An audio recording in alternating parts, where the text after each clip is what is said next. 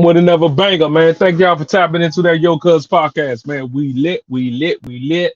PSA, ain't gonna waste no time because we lit. Make sure y'all hit that subscribe button, hit that like button, and drop a comment out of this episode. We lit. Just an update of what's going on in London. Just an update. Just giving y'all the update what's going on in London because the troops is in London too. Hi. Trump sent the troops to London and Memphis at the same time. So I'm just giving y'all the update of what's going on in London. So make sure y'all twist some J's up, drink that drink a drink, and we lit. Thank y'all for tapping in the Yo Cuz podcast. Make sure y'all pay attention, man, of what's going on because we lit. Right now, I do want to get to another big story that we have been following days after learning that President Donald Trump was sending the National Guard there over to Portland, Oregon. We are now hearing from Portland police as they break down more about their involvement here. A lot to this, so I do want to play this for you from the beginning as we heard from the Portland police chief and others with the police department. On the other side of this, Austin Westfall will be in the hot seat with everything you need to know on this Friday. You're watching live now from Fox. I'd like to believe we're here to talk about the great work Police Bureau's done recently. For example, the fantastic burglary ring we closed out yesterday, got several indictments on. I'd like to be here to talk about the fact that we've had four of our officers in the last 2 weeks endure deadly force incidents, and I'm so grateful for their safety and for their well-being. I'd like to be here to talk about how proud I am and appreciative of the members of the Portland Police Bureau, both our professional staff and our sworn staff, who every day rise to the occasion to serve Portlanders at a level that is really exceptional. And I would put this police department up against any department in the country. I recognize that's not the case. I recognize that we are here to talk about a very small portion of the city of Portland that's receiving a higher degree of attention, and that's not lost on me. And last night we did make a series of arrests down there where we took people into custody who were engaging in disorderly conduct. We've referred those cases to the district attorney's office for review and evaluation. I want to be clear, and we have been clear since the beginning of the year, that we will not tolerate violence or vandalism. We've made over 24 arrests down there in the last several months. We have invested hundreds of man hours and hundreds of thousands of dollars in an attempt to provide a safe environment for all members of South Waterfront, and we will continue to do so. At the same time, we have a very under-resourced police bureau that is attempting to manage the needs and the expectations of the entire city, of all of Portlanders. And so have there been opportunities or times where maybe we were delayed in our response or not able to engage in the way that we would want to and provide that level of service? Certainly. But that argument can be made across the city. That's why I'm constantly reminding us about the importance of a fully funded, fully staffed police department. And finally, there is no political bias associated with our enforcement. Last night, the arrests that we made based upon probable cause, not based upon individuals. The actions we've taken this week, although it has involved some high-profile folks, I've learned some names and learned some things about social media that I wasn't fully aware of. And the reality is, I know that those voices. So basically, he telling y'all what he done learned and how he just got these people who he talking about in Portland.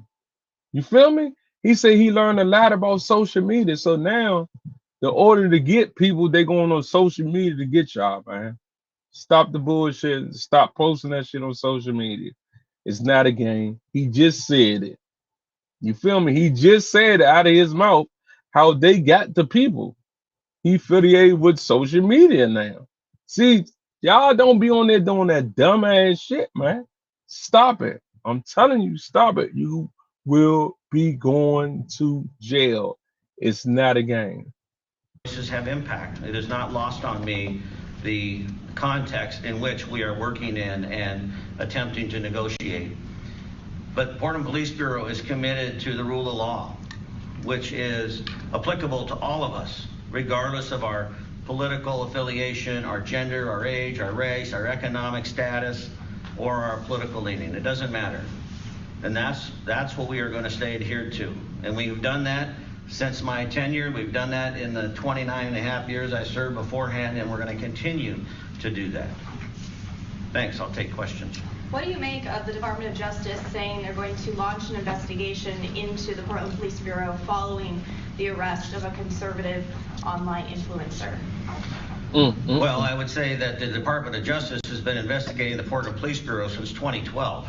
And I would say that the actions and steps that we are taking now in law enforcement, in the enforcement action around protest activity, is actually designed and supported and created by their partnership with the Department of Justice under the settlement agreement. I would say that in 2020, under the original administration, that we were harshly criticized for the way in which we responded. And so 5 years later, as a learning organization, taking their input and their response, we have changed our response. So I have always been very transparent and welcoming of critique and evaluation of the police bureau. This direction that they are giving us, we will certainly comply with. We will provide the necessary information. I welcome the scrutiny. I am proud of the men and women and the work we're doing. I mean, this is actually an opportunity for Portland Police and the city of Portland to highlight the exceptional professionalism that I see every day. When we're talking about that online influencer, can you go into detail about what he's accused of and what he was arrested for? All I'm aware of is he was charged with disorderly conduct. I have not read the report, so I'm not familiar with the details of that, but disorderly conduct is typically associated some kind of disturbance. My understanding is officers became aware of a disturbance in the crowd, and then they went in and addressed that. And that's the approach we've been taking all along. And the reality is, what's unique, and this is a learning thing for me, it's a learning thing for us as an organization, is the high degree of visibility around the activity in the South Waterfront has brought in a variety of points of view. I mean, the amount of dissidence that's being expressed down there, not even directed at immigration or at the facility, but the amount of dissidence being expressed towards one another is at a fevered pitch. And that's where we need to start bringing the temperature down, because we are seeing all of these different perspectives and all of these different opinions gather in this small one-block area, and then unable to manage that in an appropriate way. And so we have these acts of violence, we have these fights, we have these assaults. They are occurring. We are doing investigations, we are making arrests, and we are sending those over to the district attorney's office for evaluation and hopeful prosecution. And we're going to continue to do that. Chief, the notice from the Department of Justice is Hey, I ain't even gonna lie to y'all, Joe. I ain't know they was going hard like that in Memphis, bro. That they had to send the troopers to Memphis, bro. To Memphis and Portland. I ain't know they was going hard like that, bro.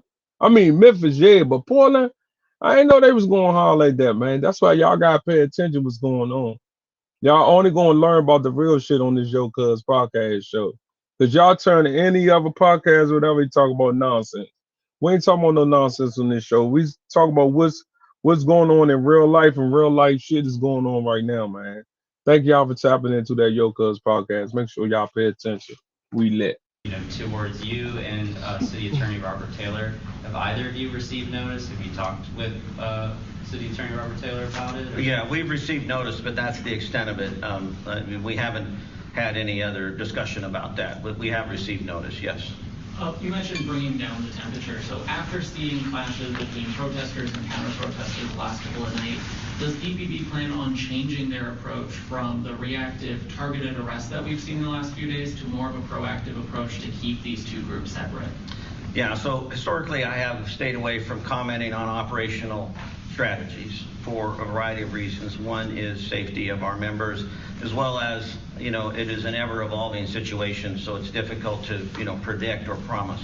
But our dialogue officers have had a lot of success over the last few weeks, and really over the last several months, developing relationships, stepping into this space. Even earlier this week, when there was heightened degrees of tension, our dialogue officers were instrumental in getting a vehicle out that had driven into the crowd, et cetera. So we're going to remain on track with that. We are definitely staffing in a way where we believe we can handle and manage the events down there and make arrests. If it requires a shift, I will be relying upon my incident management team to give me recommendations about what that might look like in terms of visibility, in terms of segregation of the groups. There's always challenges that go with that. And then finally, I've been in touch with all of our regional law enforcement partners. I have tremendous support and confidence that, if need be, we can call upon them. The governor has been very supportive with the state police, and then I'm in regular contact with the mayor. So we have a system in place and a process in place to deal with these challenges. The difficulty is they're not simple. They're very complex. And, we have tried to boil this down to, a he said, she said, or a very binary conversation. That's not what this is. This is a very complex environment in a very tightly confined space.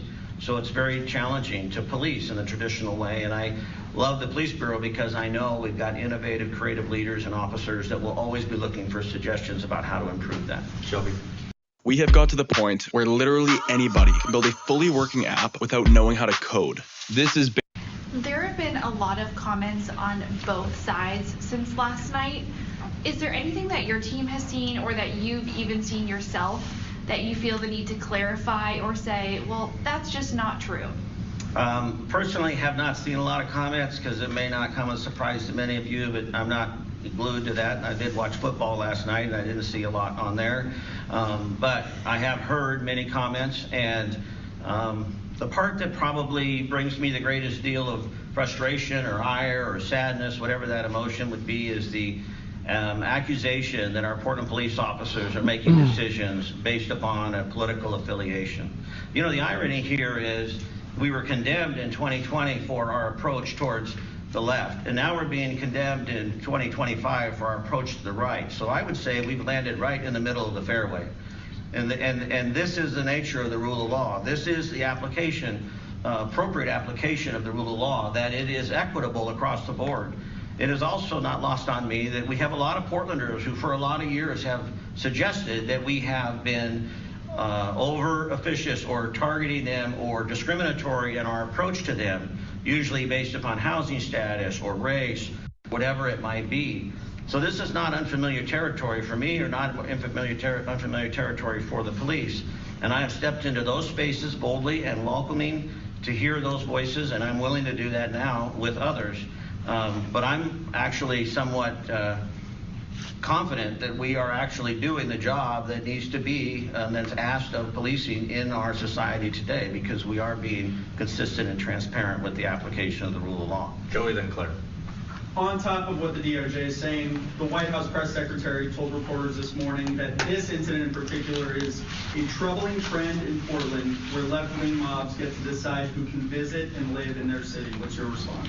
Yeah, well, that's just inaccurate. I mean, there's really not much of a response to give to that. I mean, look outside today. I've been all over the city. It's not left-wing mobs. This isn't, I'm standing up here. I'm not standing up here with the governor or the mayor or anyone else. I'm standing up here as the chief of police of a major American city, telling you that we are doing the job that's expected of us as it applies to the application of the law, and that's what we're doing. The purpose of policing in America is to provide support and service to communities to allow for a level of predictability. None of us want to feel unsafe. What is universal for all Americans is the desire to feel safe. This is biological, it's natural, it's human nature. And when we don't feel safe, when it feels uncertain, when it feels unpredictable, we withdraw, we pull back. And then we don't engage in the social contract, and we don't establish relationships, and we don't learn from one another. Okay, here at Live Now, we do prioritize live coverage. We hate to cut people off mid-sentence, but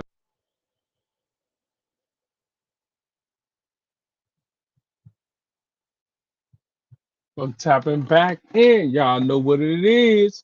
So just an update of what's going on in Portland.